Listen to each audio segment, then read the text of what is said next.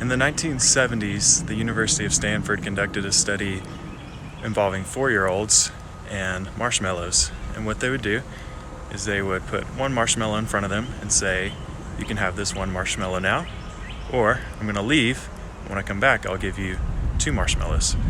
So the 4-year-olds had a chance to choose between 1 marshmallow now or 2 marshmallows later. So what they were looking for is delayed gratification. And they followed up on these children later on, like 12 years later, into their teens, and just wanted to see what behavior differences they noticed or any developmental differences they noticed between the two groups. And so in general, what they found is that the group that chose the 1 marshmallow now, that did the instant gratification, had more behavioral issues as teens and also had lower SAT scores. I think like an average of 210 points lower. And then the group that did the 2 marshmallows that waited and practiced delayed gratification had higher SAT scores and less behavioral issues as teens. And so the behavioral piece of it, I believe, is very beneficial, just practicing delayed gratification. And it all goes back to discipline.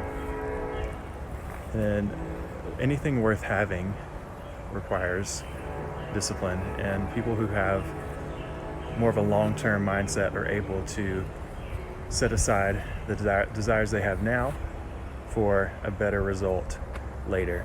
And people just tend to get better results that way. And it all goes back to discipline. And anything worth having requires discipline, and it requires time, and it requires investment. But people sabotage themselves all the time trying to get quick results or a get-rich-quick scheme, and they're more so trying to satisfy the here and now instead of looking forward to a better result down the road.